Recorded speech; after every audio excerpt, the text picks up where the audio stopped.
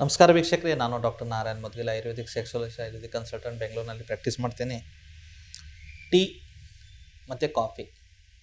ಇವಾಗ ಚಳಿಗಾಲದಲ್ಲಿ ಇವು ಎರಡು ಪದಾರ್ಥ ತುಂಬ ಜಾಸ್ತಿ ಜನ ಸೇವಿಸ್ತಾರೆ. ಅದು ಶುಗರ್ ಇದ್ದವರು ಸೇವಿಸ್ತಾರೆ, ಶುಗರ್ ಇಲ್ಲ ಅಂದವರು ಸೇವಿಸ್ತಾರೆ. ಸೊ ಇದು ಎಷ್ಟು ನಮ್ಮ ಸೆಕ್ಸ್ ಲೈಫ್ನ ಹಾಳು ಮಾಡ್ತಾ ಇದೆ ಅಂದರೆ, ನಾನು ನಿಮಗೆ ಈಗ ಬರುವ ಒಂದು 3-4 ನಿಮಿಷದಲ್ಲಿ ಎಲ್ಲ ಡೀಟೇಲಾಗಿ ಹೇಳ್ತೀನಿ.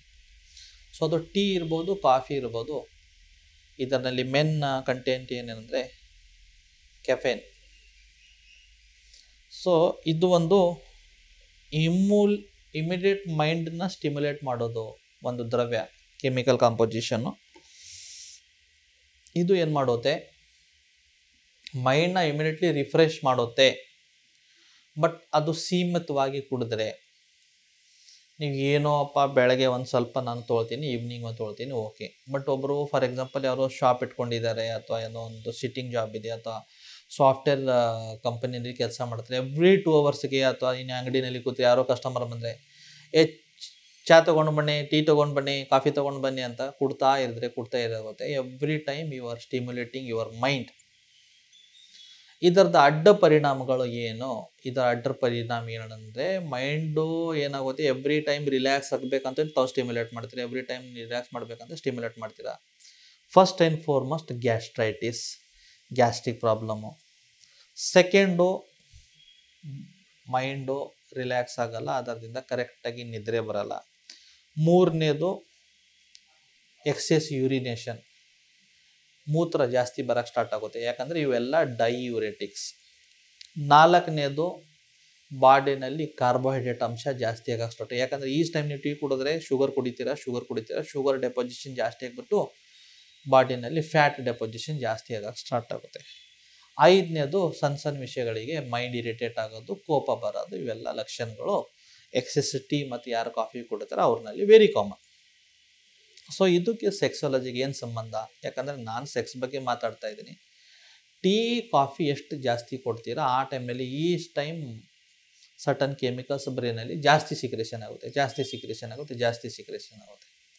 ಸೊ ಈ ಕೆಮಿಕಲ್ಸು ಸೆಕ್ಸ್ಗೆ ಒಳ್ಳೆಯದಲ್ಲ, ಸೆಕ್ಸ್ನ ಏನು ಮಾಡುತ್ತೆ, ಹಾಳು ಮಾಡುತ್ತೆ. ಅದು ಡೋಪಮಿನ್ ಸಿಕ್ರೇಷನ್ಸ್ ಇರ್ಬೋದು, ನಾರ್ ಅಡ್ರಿನಲಿನ್ ಸಿಕ್ರೇಷನ್ ಇರ್ಬೋದು, ಸೆರೋಟೋನಿನ್ ಸಿಕ್ರೇಷನ್ ಇರ್ಬೋದು, ಟೆಸ್ಟೋಸ್ಟಿರಾನ್ ಸಿಕ್ರೇಷನ್ ಇರ್ಬೋದು, ಎಲ್ಲ ಸಿಕ್ರೇಷನ್ಸ್ನ ಕಂಟ್ರೋಲ್ನಲ್ಲಿ ಮಾಡುತ್ತೆ.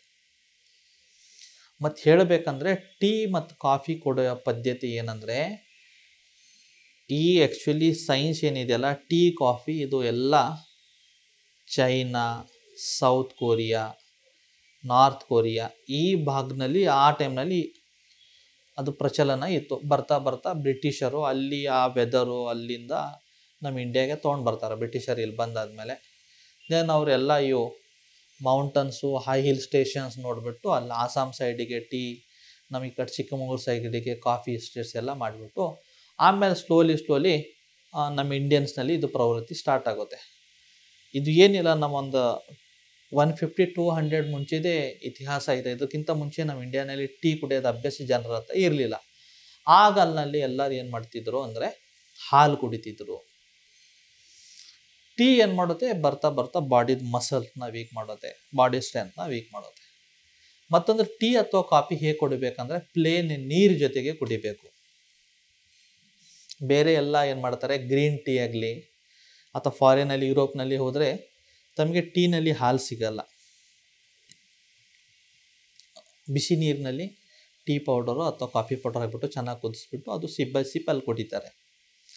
But when it comes to tea powder ಮತ್ತು ಮಿಲ್ಕ್ ಅಥವಾ ಕಾಫಿ ಪೌಡರ್ ವಿತ್ ಮಿಲ್ಕ್ ಅಂದರೆ ಇದು ಒಂದು ಡೆಡ್ಲಿ ಪಾಯ್ಸನ್. ಮತ್ತೊಂದು ಏನಂದರೆ, ಹೋಟೆಲಲ್ಲಿ ಏನು ಮಾಡ್ತಾರೆ, ಬೆಳಗ್ಗೆ ಒಂದು ಸತಿ ಬಿಸಿ ಮಾಡಿ ಟೀ ಇರುತ್ತೆ, ಎವ್ರಿ ಟೈಮ್ ಕಸ್ಟಮರ್ ಕೇಳೋಣ ಸ್ವಲ್ಪ ಬಿಸಿ ಮಾಡೋದು ಕೊಡೋದು. ಅದರದಿಂದ ಅದರ ವಿಷದಂಶ ಮತ್ತು ಜಾಸ್ತಿ ಆಗುತ್ತೆ. ಈ ವಿಷಾಂಶ ಯಾವಾಗ ಜಾಸ್ತಿ ಆಗುತ್ತೆ, ನಿಮ್ಮ ಬಾಡಿನಲ್ಲಿ ಅಡ್ಡ ಪರಿಣಾಮಗಳು ಬರ್ಬೋದು.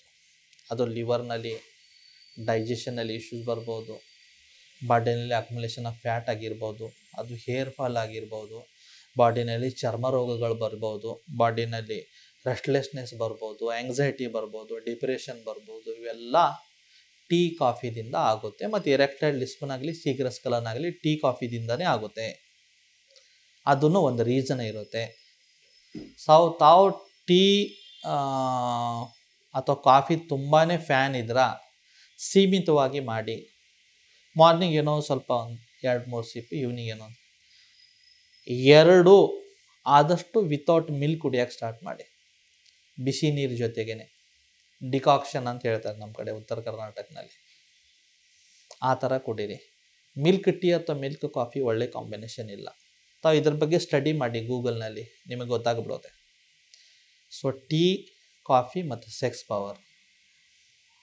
ತಾವೆಲ್ಲೋ ಹನಿಮೂನ್ ಹೋಗಿದ್ರೆ ವೈಫ್ ಜೊತೆಗೆ, ಯಾವುದೋ ಒಂದು ಒಳ್ಳೆ ಕೋಲ್ಡ್ ವೆದರ್ನಲ್ಲಿ ಇದ್ದೀರಾ, ವಿಂಡೋನಲ್ಲಿ ಕೂತ್ಕೊಂಡು ಟೀ ಕುಡಿತಾ ನಾನು ವೀಡಿಯೋ ಏನಾದರೂ ನೋಡಿದ್ರೆ ಅಥವಾ ನೋಡ್ತಿದ್ರೆ ಸ್ವಲ್ಪ ಎಚ್ಚರ. ಯಾಕಂದರೆ ಇದು ನಿಮ್ಮ ಸೆಕ್ಸ್ ಲೈಫ್ನ ಹಾಳು ಮಾಡ್ತಾ ಇದೆ. ಸೊ ಈ ಥರ interesting sex related videos, sex related ವಿಷಯ, sex related A to Z ಯಾವುದೋ ಇನ್ಫಾರ್ಮೇಷನ್ ಬೇಕಾದರೆ ನಮ್ಮ ಚಾನಲ್ ಮೇಲೆ ಅವೈಲೇಬಲ್ ಇದೆ. ಈ ಚಾನಲ್ನ ದಯವಿಟ್ಟು ಸಬ್ಸ್ಕ್ರೈಬ್ ಮಾಡಿ. ಈ ವಿಡಿಯೋ ತಮ್ಮ ಫ್ರೆಂಡ್ ಜೊತೆಗೆ ಯಾರು ತುಂಬ ಜಾಸ್ತಿ ಟೀ ಕುಡಿತಾರೆ ಅವ್ರಿಗೆ ಶೇರ್ ಮಾಡಿ. ಧನ್ಯವಾದ.